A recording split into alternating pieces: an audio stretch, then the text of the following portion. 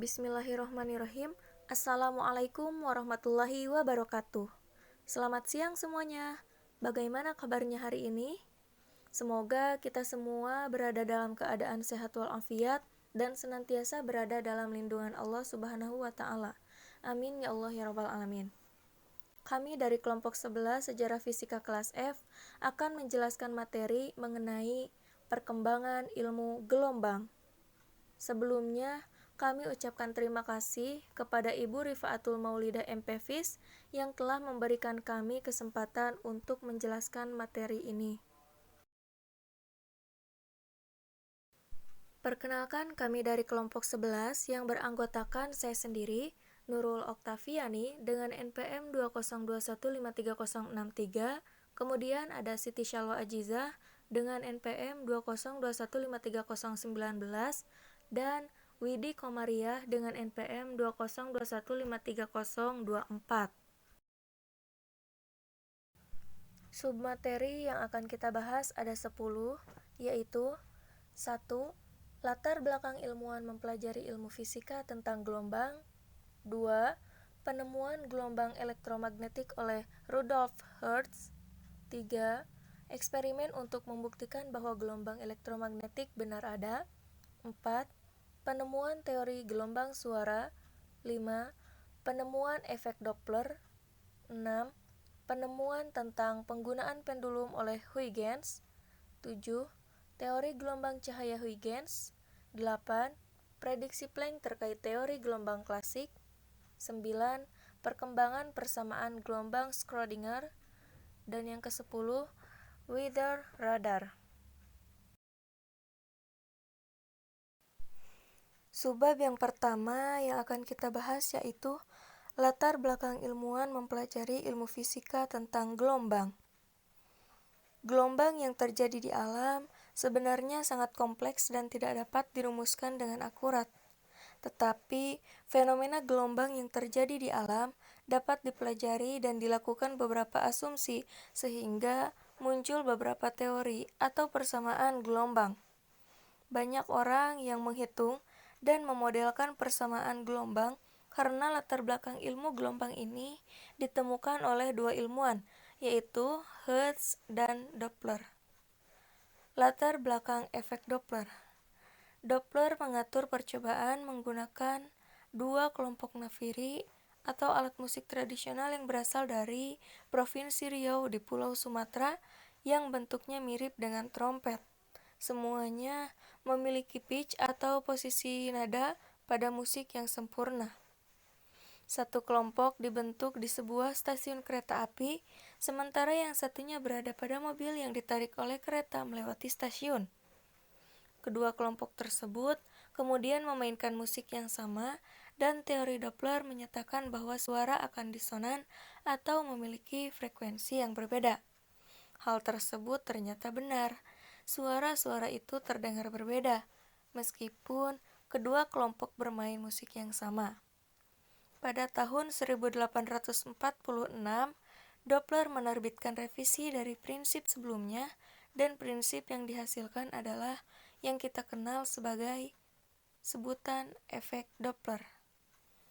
Gelombang elektromagnetik oleh Hertz sekitar abad ke-19 maka menyatakan persamaan atau teorinya yang cukup mengejutkan dunia fisika. Salah satunya menyatakan adanya gelombang elektromagnetik. Namun saat itu belum dapat dibuktikan karena pada tahun 1886 Hertz mencoba untuk membuktikan keberadaan gelombang elektromagnetik itu. Apabila hipotesa Maxwell benar, konsekuensinya perubahan medan listrik akan mengakibatkan medan magnet yang juga berubah serta atau sebaliknya, dan keadaan ini akan terus berulang. Medan magnet atau medan listrik yang muncul akibat perubahan medan listrik atau medan magnet sebelumnya akan bergerak atau merambat menjauhi tempat awal kejadian. Perambatan medan listrik dan medan magnet inilah yang disebut sebagai gelombang elektromagnetik. Secara teori, Hertz menyadari bahwa gelombang elektromagnetik yang dinyatakan Maxwell merupakan gabungan dari gelombang listrik dan gelombang magnetik secara saling tegak lurus. Begitu pula dengan arah geraknya, karena gelombang tersebut menggantung gelombang listrik. Maka Hertz mencoba membuktikan keadaan gelombang elektromagnetik tersebut melalui keberadaan gelombang listriknya yang diradiasikan oleh rangkaian pemancar.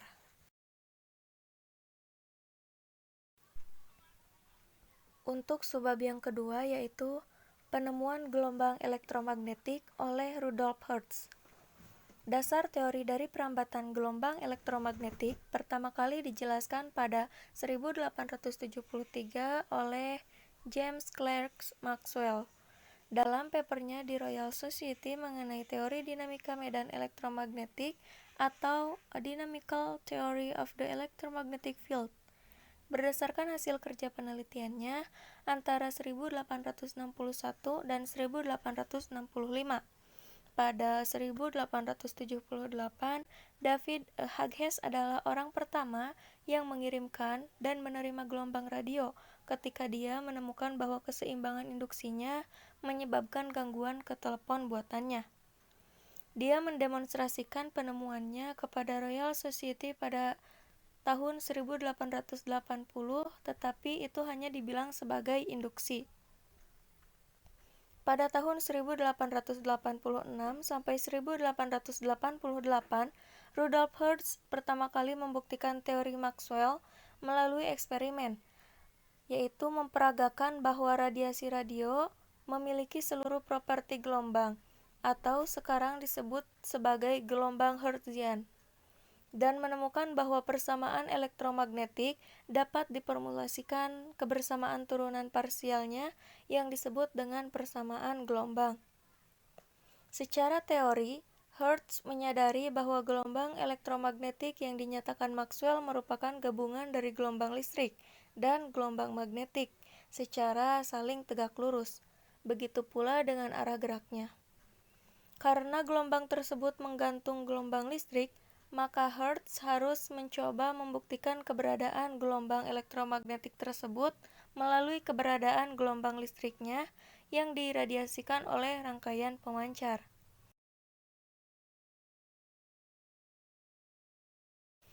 Hertz mencoba membuat rangkaian pemancar sederhana dengan bantuan trafo untuk memperkuat tegangan dan kapasitor sebagai penampung muatannya.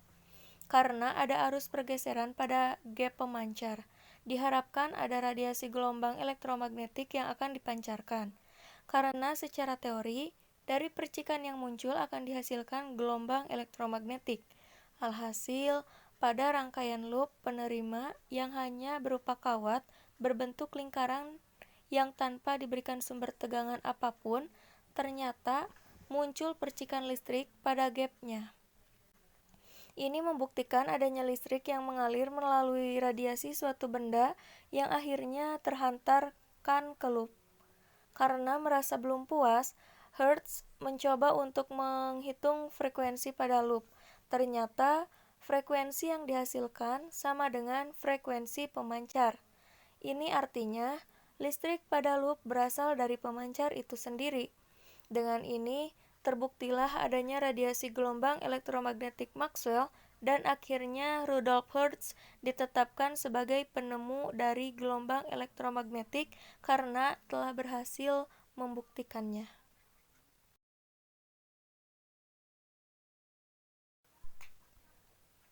Subbab yang ketiga yaitu eksperimen untuk membuktikan bahwa gelombang elektromagnetik benar ada.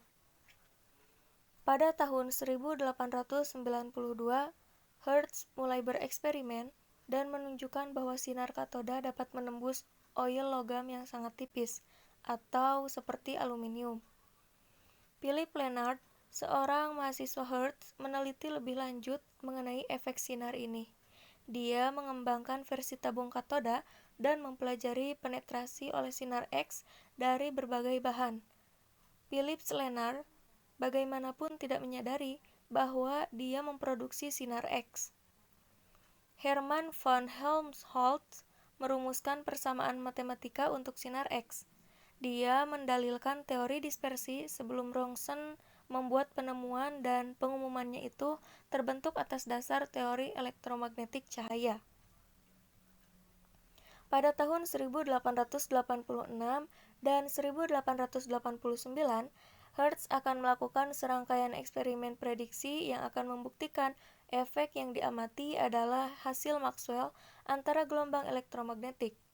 Mulai November 1887 dengan makalahnya yaitu pada efek elektromagnetik yang diproduksi oleh gangguan listrik pada insulator. Hertz akan mengirimkan serangkaian makalah ke Helmholtz di Berlin Academy, termasuk makalah pada tahun 1888 yang menunjukkan gelombang elektromagnetik ruang bebas transversal yang merambat dengan kecepatan terbatas pada jarak tertentu. Dalam peralatan yang digunakan Hertz, medan listrik dan magnet akan memancar menjauh dari kabel sebagai gelombang transversal. Hertz telah memposisikan osilator sekitar 12 meter dari plat pemantul seng untuk menghasilkan gelombang berdiri. Setiap gelombang panjangnya sekitar 4 meter. Menggunakan detektor cincin, ia mencatat bagaimana besarnya gelombang dan arah komponen bervariasi. Hertz mengukur gelombang Maxwell dan menunjukkan bahwa kecepatan gelombang ini sama dengan kecepatan cahaya. Intensitas medan listrik, polarisasi, dan refleksi gelombang juga diukur dengan Hertz. Eksperimen ini menetapkan bahwa cahaya dan gelombang ini merupakan bentuk radiasi yang telah elektromagnetik memenuhi persamaan Maxwell.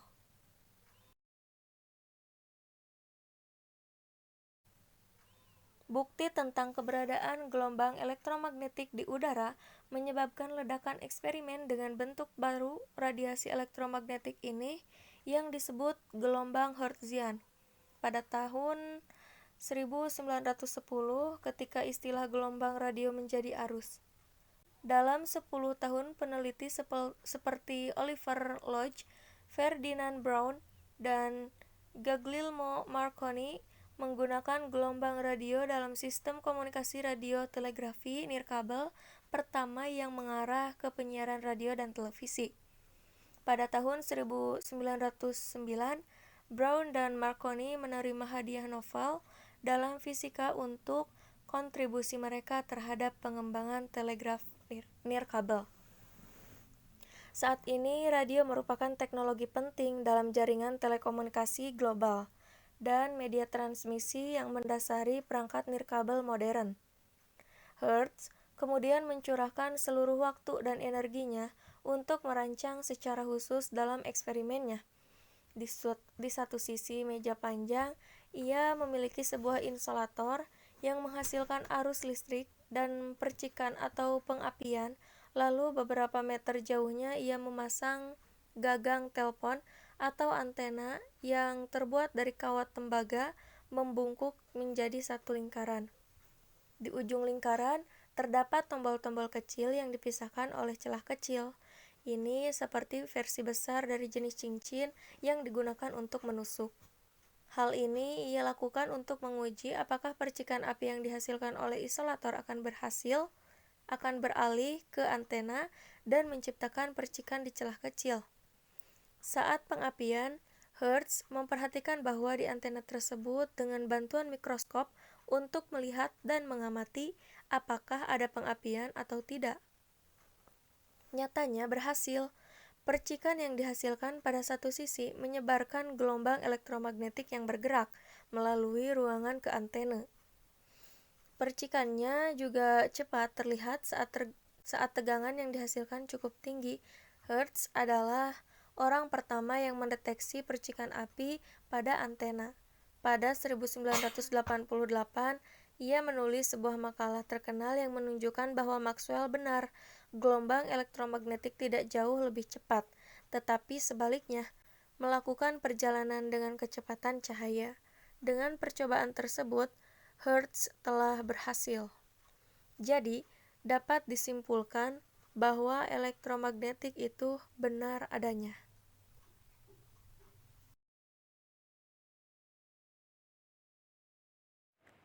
Penemuan teori gelombang suara. Heinrich Rudolf Hertz, yang lahir pada tanggal 22 Februari 1857 dan wafat 1 Januari 1894.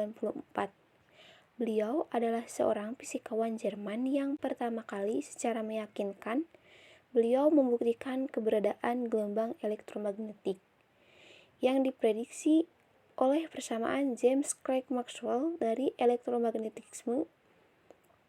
Hertz telah memposisikan osilator sekitar 12 meter dari plat pemantul seng untuk menghasilkan gelombang berdiri. Setiap gelombang memiliki panjang sekitar 4 meter. Dan menggunakan detektor cincin, beliau mencatat bagaimana besar gelombang dan arah komponen bervariasinya. Hertz mengukur gelombang Maxwell dan menunjukkan bahwa kecepatan gelombang ini sama dengan kecepatan cahaya. Bukti Hertz ini tentang keberadaan gelombang elektromagnetik di udara menyebabkan ledakan, yaitu eksperimennya dengan bentuk batu radiasi elektromagnetik ini, yang disebut gelombang Hertzian. Hingga sekitar tahun 1910, ketika istilah gelombang radio menjadi terkenal, radio saat ini adalah teknologi dalam jaringan telekomunikasi global dan media transmisi yang mendasari perangkat nirkabel modern. Itu kata Heinrich Hertz.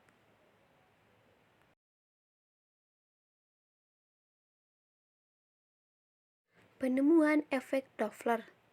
Christian Doppler, yaitu seorang pakar matematika dan fisika berkebangsaan Austria. Lahir tepat pada 214 tahun yang lalu. Doppler adalah anak dari pebisnis sukses di Salzburg. Sebagai pendidik, Doppler telah menghasilkan banyak karya ilmiah. Namun publikasi yang paling terkenalnya yaitu Über das Verweigerliche der Dopplerschen einiger anderer Gescheins des Himmels, yang artinya seputar pewarnaan cahaya pada bintang biner dan bintang lain. Lewat presentasi Doppler untuk karya ilmiah tersebut, ia mengenalkan kepada khalayak salah satu prinsip fisika, yaitu efek Doppler. Dalam teorinya ini, Doppler memaparkan bahwa frekuensi gelombang tergantung pada gerak relatif sumber dan pengamat. Jika sumber dan pengamat bergerak relatif satu sama lain, menjauhi atau mendekati, maka frekuensi yang diterima pengamat tidak sama dengan frekuensi yang dipancarkan oleh sumber. Teori temuan Doppler tersebut membawa kemajuan di berbagai bidang. Salah satunya, penemuan alat ultrasonik yang berdasarkan konsep efek Doppler digunakan dalam bidang kedokteran. Namun pada akhirnya Doppler wafat karena menderita penyakit. Dan untuk mengenang jasanya, maka adalah efek Doppler yang ditemukan oleh Christian Doppler. Penemuan tentang penggunaan pendulum oleh Huygens. Christian Huygens, yang lahir pada tanggal 14 April 1629 di Den Haag, Belanda. Beliau lahir dari pasangan Constantijn Huygens dan Susanna van Baarle. Pada tahun 1656, Huygens menemukan jam pendulum yang berdasarkan penelitian Galileo sebelumnya tentang pendulum. Jam tersebut menjadi penunjuk waktu paling akurat di dunia dan tetap demikian digunakan selama 275 tahun berikutnya. Pada saat musim dingin 1656 sampai 1657, Huygens mengembangkan gagasan untuk menggunakan pendulum sebagai pengatur jam. Galileo sangat mempertahankan tau torsium dari gerakan pendulum dan penerapannya pada pengukuran waktu. Pendulum sangat digunakan dalam pengamatan astronomi, kadang-kadang terhubung dengan mekanisme perhitungan juga. Sedangkan pada tahun 1658, pendulum telah diterapkan pada jam menara Scheveningen dan Urtecht. Huygens membuat banyak studi teoritis tentang jam pendulum pada tahun-tahun setelah 1658. Ada masalah utama dari mekanisme tersebut, yaitu pendulum sederhana yang biasa tidak benar-benar menempati waktu yang sama. Periode tergantung pada amplitudo, meskipun ketika amplitudenya kecil, ketergantungan ini dapat diabaikan.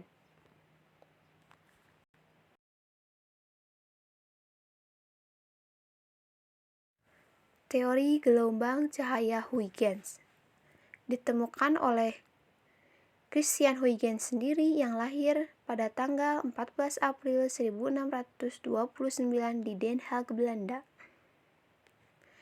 Teori gelombang cahaya Huygens mendefinisikan cahaya sebagai gelombang, mirip dengan suara atau gelombang mekanis yang terjadi di air.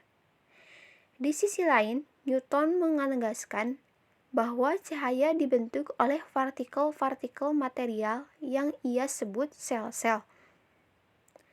Nah, pada tahun 1678, Christian Huygens merumuskan teori gelombang cahayanya, yang kemudian pada tahun 1690 ia menerbitkan dalam karyanya Risalah tentang Cahaya. Fisikawan Belanda pun mengusulkan bahwa cahaya dipancarkan ke segala arah sebagai seperangkat gelombang yang bergerak melalui media yang ia sebut eter. Karena gelombang tidak terpengaruh oleh gravitasi, diasumsikan kecepatan gelombang berikutnya berkurang ketika mereka memasuki medium yang lebih padat.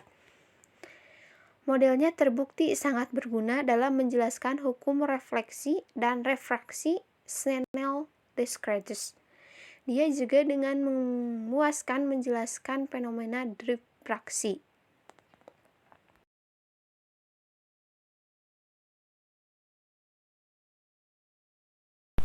Teorinya didasarkan pada dua konsep. Konsep pertama yaitu sumber cahaya memancarkan gelombang dengan bentuk bulat, mirip dengan gelombang yang terjadi di permukaan air. Kedua yaitu setiap titik gelombang pada gilirannya merupakan pusat emitor baru dari gelombang sekunder yang dengan frekuensi dan kecepatan yang sama yang menandai gelombang primer. Namun, teori gelombang Huygens tidak diterima oleh para ilmuwan pada masanya, kecuali beberapa pengecualian seperti Robert Hooke. Prediksi Planck terkait teori gelombang klasik. Pada tahun 1900, seorang fisikawan asal Jerman, Max Planck, muncul dengan gebrakan baru yang menjadi awal munculnya fisika modern.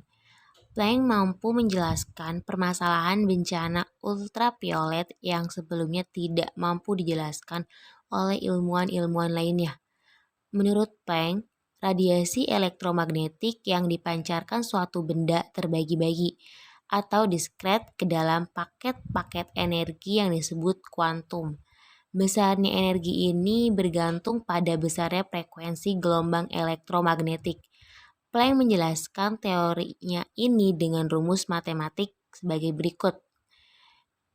E besar sama dengan H dikali V, di mana E besar adalah energi dengan satuan Joule, H adalah konstanta Planck dengan nilai 6,626 dikali 10 pangkat min 34 Joule sekon, dan V adalah frekuensi radiasi dengan satuan S per S pangkat min 1. Teori Planck ini mampu menjelaskan bencana ultraviolet. Hasil perhitungan dengan persamaan Planck ini ternyata sama dengan hasil eksperimen sebelumnya. Mereka menunjukkan grafik pengamatan benda hitam dengan pola yang sama. Perkembangan persamaan gelombang Schrödinger. Persamaan Schrödinger adalah persamaan matematika yang menjelaskan perubahan tiap waktu dari sebuah sistem fisika, di mana efek kuantum seperti dua lintas gelombang partikel menjadi signifikan. Persamaan ini merupakan perumusan matematis untuk mempelajari sistem mekanika kuantum. Persamaan ini berbentuk persamaan diferensial dengan tipe persamaan gelombang yang digunakan sebagai model matematika dari pergerakan gelombang. Lalu persamaan Schrödinger ini juga dibagi menjadi beberapa bagian, di mana ada persamaan Schrödinger bergantung pada waktu. Persamaan Schrödinger diperoleh mulai dari fungsi gelombang partikel yang bergerak bebas. Perluasan persamaan Schrödinger untuk kasus khusus partikel bebas potensial V sama dengan konstan ke kelas umum dengan sebuah partikel yang mengalami gaya sembarang yang berubah terhadap ruang dan waktu merupakan suatu kemungkinan yang bisa ditempuh. Tetapi tidak ada satu cara pun yang membuktikan bahwa perluasan itu benar. Persamaan Schrödinger bergantung waktu juga dibagi menjadi dua bagian, di mana ada persamaan Schrödinger bergantung waktu dalam satu dimensi dengan rumus seperti di bawah, dan persamaan Schrödinger bergantung waktu dalam tiga dimensi dengan persamaan seperti di bawah, di mana energi potensial partikel V merupakan fungsi dari X, Y, Z, dan T. Lalu yang kedua ada persamaan Schrödinger tak bergantung waktu, di mana dalam banyak situasi energi potensial sebuah partikel tidak bergantung dari waktu secara eksplisit. Jadi V hanya berubah terhadap kedudukan partikel. Jika hal itu benar, persamaan Schrödinger dapat disederhanakan dengan meniadakan ketergantungan terhadap waktu. Fungsi gelombang partikel bebas dapat ditulis sebagai berikut. Ini berarti sin merupakan perkalian dari fungsi bergantung waktu, di mana I per H, T, dan fungsi yang bergantung kedudukan si.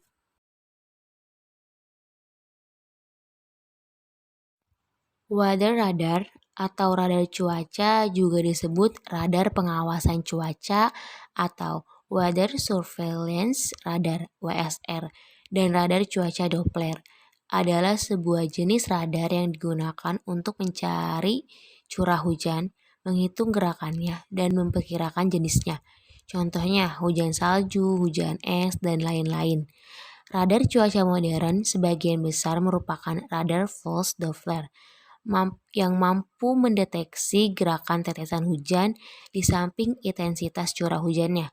Kedua jenis data yang dapat dianalisis untuk menentukan struktur badai dan potensi mereka yang menyebabkan cuaca menjadi buruk.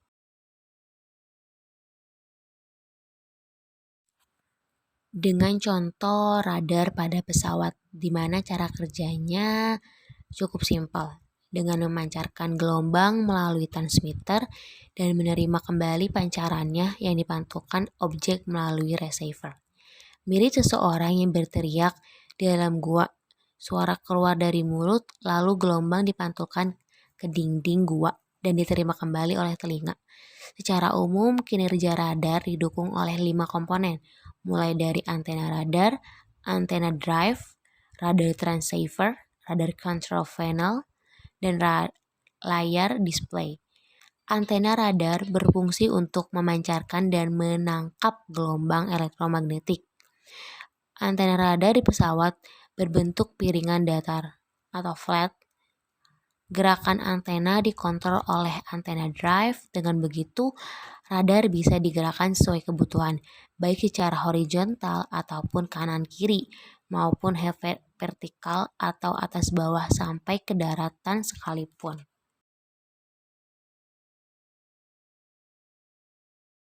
Selanjutnya, cara kerja antena radar pesawat, di mana dengan menggerakkan antena untuk mengukur seberapa kuat dan tinggi cakupan hujan, badai, awan cumulonimbus yang mengandung petir dan hawa dingin serta kristal es.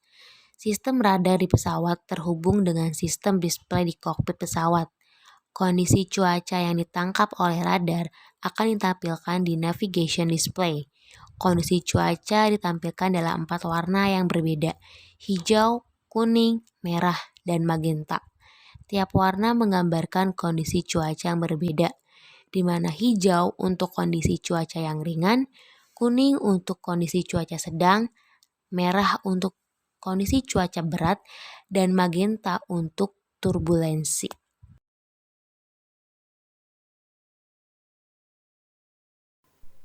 Alhamdulillahirrabbilalamin.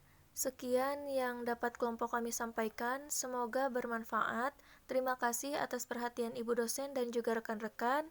Mohon maaf apabila ada kesalahan dan kekurangan. Wassalamualaikum warahmatullahi wabarakatuh.